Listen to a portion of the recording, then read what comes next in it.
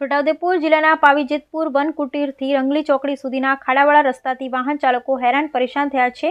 રોડા ખાડામાં છે કે ખાડામાં રોડ છે તે દેખાતું નથી। સ્ટેટ R&B વિભાગના અધિકારીઓ મુખ્યમંત્રી દ્વારા ઝડપથી રોડના ખાડા પૂરવા માટે સૂચના આપી હોવા છતાંય અમલ થતો નથી। પાવીજેતપુર પાસે આવેલ ભારત નદીનો પુલ તૂટી જતા મધ્યપ્રદેશ છોટાઉદેપુર બોડેલી વડોદરા જતા વાહનો આ રસ્તા પરથી પસાર થાય છે। છોટાઉદેપુર જિલ્લાના પાવીજેતપુર રંગલી ચોકડીના 10 કિલોમીટરનો માર્ગ નવો સ્ટેટ R&B વિભાગે બનાવ્યો હતો। વોરંટી પીરિયડમાં 5 કિલોમીટરનો માર્ગ છે, જ્યારે અન્ય માર્ગ જૂનો છે।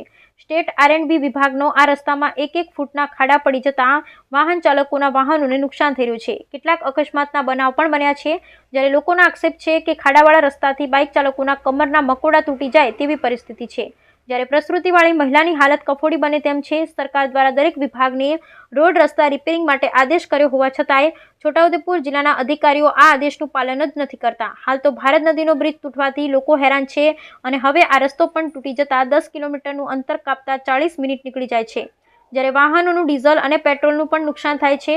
છોટાઉદેપુર જિલ્લાના રાહદારીનો આક્ષેપ છે કે અધિકારીઓ કામ નથી કરતા। વડાપ્રધાન આ વિસ્તારમાં એક સભા ગોઠવી દે તો રસ્તા નવા બની જાય। લોકો આવી માંગણી કરવા તંત્રની છબી દિવસે ને દિવસે ખરડાઈ રહી છે। બ્યુરો રિपोर्ट रेहान पटेल छोटाउदेपुर। बहुत खराब रस्तो है, गाड़ी चाले नहीं, आखी गाड़ी पट्टा मट्टा सब टूटी जाए।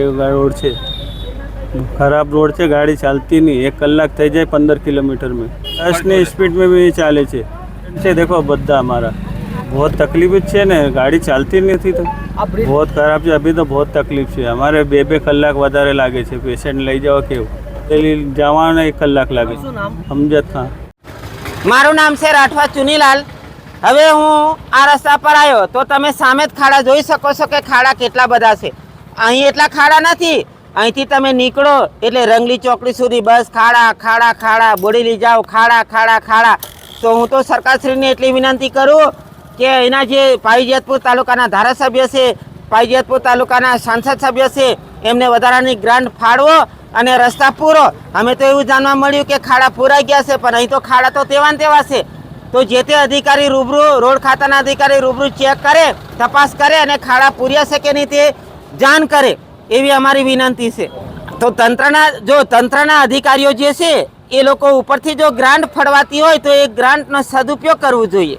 એ ગ્રાન્ટ કંઈ ટકાવારી લઈને બારોબાર ખર્ચી ના નાખવી જોઈએ। અહીં તો બીમાર પડે, જો ડિલિવરીવાળી મેડમ હોય, કોઈ મહિલા ડિલિવરીવાળી હોય તો આ તો દવાખાને 45 રસ્તામાં ડિલિવરી થઈ જાય એવી દશા છે। ખાડા તો એટલા ઊંડા છે। જો અમે બાઇકો ચલાવીએ તો બાઇકો તમે લઈને જાઓ તો મણકા પણ ખસી જાય અને અમે 2 ફાયદો થાય। જો નહીં ખસેલા હોય એના મણકાઓ ખસી જાય અને ખસી ગયેલા હોય એના બેહીઓ જાય, એટલે બંને રીતે ફાયદો થાય પાછો।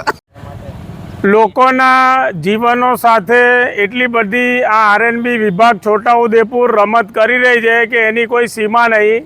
અને એટલા નફટ અધિકારીઓ છે, એમને 10 વાર ફોન કરવામાં આવે છે કે આ ખાડા પૂરો। આ રોડ ખાડામાં છે કે ખાડા રોડમાં છે એ ખબર નહીં પડતી। અમારી મહેરબાન કલેક્ટર શ્રી છોટાઉદેપુરને વિનંતી છે કે આ રીતે જાહેર જનતાને જેટલી તકલીફ પડી રહી છે, એક તો પુલ તૂટી ગયો, લોકોને 40 કિલોમીટર ફરવાનું થાય છે, અત્યારે ગાડીઓને નુકસાન થઈ રહ્યું છે, તેમ છતાં પણ હજી સુધી આજ દિન સુધી આ ખાડા પૂરવાના કામગીરી ચાલુ કરવામાં નથી આવી અને આ રીતે પબ્લિક ખરેખર ખૂબ જ હેરાન થઈ રહી છે। અમારી વિનંતી છે કે હવે R&B વિભાગ અને NH56 વિભાગ જાગે। આ જેતપુર પાવી શહેરની અંદર જે રોડ આવેલો છે NH56નો, ત્યાં પણ પાણીના મોટા ખાડા ભરાયા છે અને એ રોડ 1 મહિનાથી એને વન વે કરવામાં આવેલો છે। એ 1 મહિનાથી ત્યાં પોલીસનું બેરિકેડ મારવામાં આવેલું છે અને આખો રોડ પાણીમાં છે એક સાઈડનો, તેમ છતાં પણ અધિકારીઓને દેખાતા નથી। અહીંયા ગાડી મામલતદાર શ્રી છરકે છે, અહીંયા તાલુકા વિકાસ અધિકારી જાય છે, અહીંયા ગાડી બીજા તમામ મિત્રો અહીંયા અવર જવર કરતા હોય, એટલી બધી તકલીફ પડે છે। પણ હવે આ કોને કહેવાનું, આ તંત્રને કોણ જગાડશે?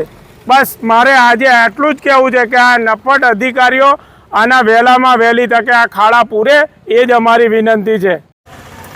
અત્યારે આપણે એવી જગ્યા પર ઊભા છે જ્યાં 56 નંબરના હાઈવે માટેનું ડાયવર્ઝન છે, પણ ત્યાં રોડ નથી પરંતુ ત્યાં ખાડા છે અને એ ખાડામાં અત્યારે આપણે ઊભા છે। ત્યારે એ ડાયવર્ઝન ભારત નદી પરનો જે બ્રિજ અત્યારે તૂટીને ટુકડા થઈ ગયો છે. એના કારણે આજે 30 થી 40 કિલોમીટરનું ડાયવર્ઝન આપેલું છે અને એ રોડ પહેલાં જે હતો એને બદલે ડાયવર્ઝન આપવામાં આવ્યું અને અત્યારે 1.5 થી 1 ફૂટના ખાડા છે અને એ ખાડાની અંદર રોડ છે કે રોડની અંદર ખાડા છે એ આપણે જોઈ શકીએ છીએ. ત્યારે અત્યારે હું બોડેલીથી આવતો ત્યારે 1 કલાક ત્યાંથી આવતા થાય ત્યારે કોઈ ઇમરજન્સી માણસને કોઈ 108 કોઈ એમ્બ્યુલન્સ કે કોઈ પ્રાઇવેટ ગાડીમાં દવાખાને લઈને જતા હોય ત્યારે તેનું રસ્તામાં જ મૃત્યુ થઈ જાય એ રીતનો આ રોડ છે.